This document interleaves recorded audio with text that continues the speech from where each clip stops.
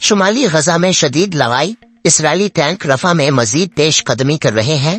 طبی اہلکاروں نے بتایا کہ جبلے میں مکانات کو نشانہ بنانے سے کم از کم 5 فلسطینی ہلاک ہو گئے اور خیال کیا جاتا ہے کہ مزید لوگ ملبے تلے دبے ہوئے ہیں، لیکن بمباری کی شدت کی وجہ سے علاقے تک نہیں پہنچا جا سکا۔ ایک اور خبر کے مطابق ملبے تلے دفن مبینہ جبری گمشدگی کا شکار غزہ سے لاپتہ ہونے والے 13,000 باشندے کہا۔ ریڈ الفات میں کہا گیا کہ اس سے زندگیاں بچانے میں مدد ملے گی۔ مصر کریم شالوم کراسن سے اقوام متحدہ کی امداد غزہ بھیجنے کی اجازت پر رضامند ہے۔ وائٹ ہاؤس کراسن کو عملی طور پر بند کر دیا گیا ہے کیونکہ اسرائیل کی جانب سے حماس کے خلاف کارروائی جاری ہے، جبکہ اقوام متحدہ کی ایجنسیاں فلسطینی علاقے میں قحط کے بڑھتے ہوئے خطرے سے خبردار کر رہی ہیں۔ بائیڈن نے جنوبی غزہ کے شہر رفح کے لیے کراسن دوبارہ کھولنے کی کوششوں کی حمایت کے لیے اپنے مکمل عزم کا اظہار کیا، جہاں اسرائیل نے ایک تازہ کارروائی شروع کی ہے۔ سعودی عرب کھیلوں کا عالمی مرکز بننے کے لیے اربوں ڈالر صرف کر رہا ہے۔ یہ بات کینیڈا میں گیمنگ انڈسٹری کے ایک ماہر نے، جو اس شعبے میں سعودی عرب کی عالمی گڑھ بننے کی کوششوں پر نظر رکھے ہوئے ہے، AFP کو بتائی۔ سیوی گیمز کے CEO برائن وارڈ نے سعودی اسپورٹس فیڈریشن کے سربراہ شہزادہ فیصل بن بندر بن سلطان ال سعود کے ساتھ جاپان میں ایک مشترکہ انٹرویو میں کہا کہ ہم رکیں گے نہیں۔ مملکت پہلے ہی ولی عہد شہزادہ محمد بن سلمان کے ویژن 2030 پروگرام کے تحت گیمنگ میں 38 ارب ڈالر کی کثیر سرمایہ کاری۔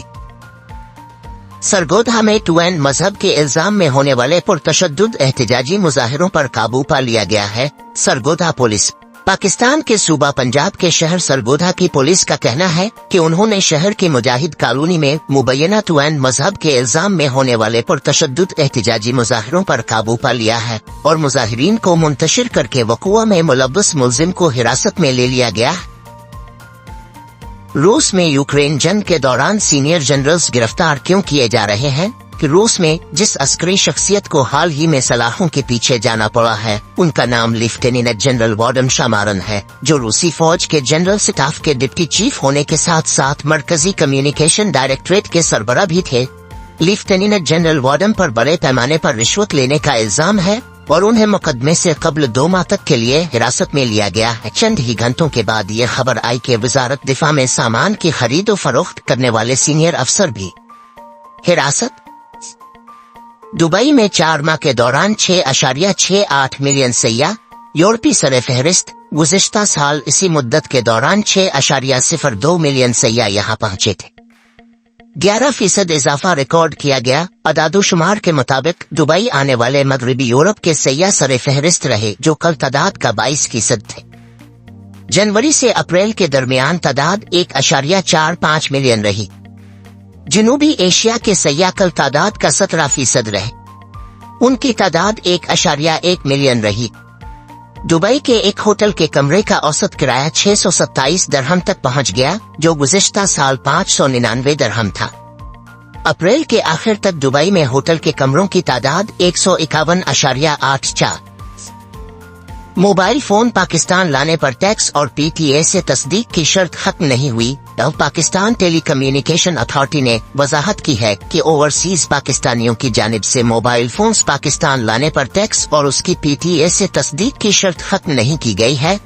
گزشتہ کئی روز سے سوشل میڈیا پر صارفین کی جانب سے مسلسل یہ پوسٹ کیا جا رہا تھا کہ وزیر اعظم نے موبائل ہینڈ سیٹس پر FBR ٹیکس ختم کرنے کا اعلان کیا، اس لیے یہ اطلاع درست نہیں کہ موبائل لانے پر ٹیکس ختم ہو گیا ہے اور اس کی رجسٹریشن کی بھی ضرورت نہیں۔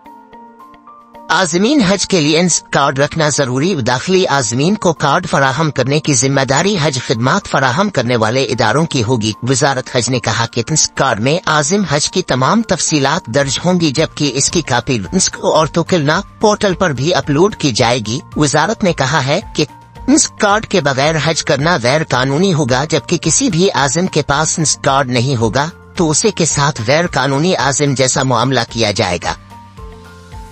اقتصادی اصلاحات اور روشن مستقبل۔ سعودی عرب کی ایک ریٹنگ برقرار۔ موڈیز نے کہا ہے کہ وہ سعودی حکومت نے 2016 سے وسیع پیمانے پر اقتصادی اصلاحات کا عمل جاری رکھا ہوا ہے۔ حکومتی پالیسیاں ملک کی معیشت اور مالی سیاست ہمیشگی، استحکام اور اقتصادی تنوع کو سہارا دے رہے ہیں۔ मूडीज ने तवक्को जाहिर की है कि सऊदी अरब के मेगा प्रोजेक्ट कौमी आमदनी में इजाफे के लिए मरकजी किरदार अदा करेंगे। मूडीज ने कहा है कि सऊदी अरब नॉन ऑयल शोबे के फरोग के लिए इंतहाई अहम और संजीदा इक़दाम कर रहा है। दूसरी शादी के लिए पहली बीवी से इजाजत का कानून फेडरल शरीयत कोर्ट लाहौर में चैलेंज। दरखास्त में मुवक्कफ अपनाया गया है कि आइन के मुताबिक कोई कानून इस्लामी उसूलों के खिलाफ नहीं बन सकता। आइन के मुताबिक खिलाफ इस्लाम कानून को फेडरल शरीयत कोर्ट में चैलेंज किया जा सकता है। दरखास्त में कहा गया है कि रिसर्च के मुताबिक 35 साल से बड़ी उम्र की एक कड़वर ख्वातीन शादी की मुंतजर है।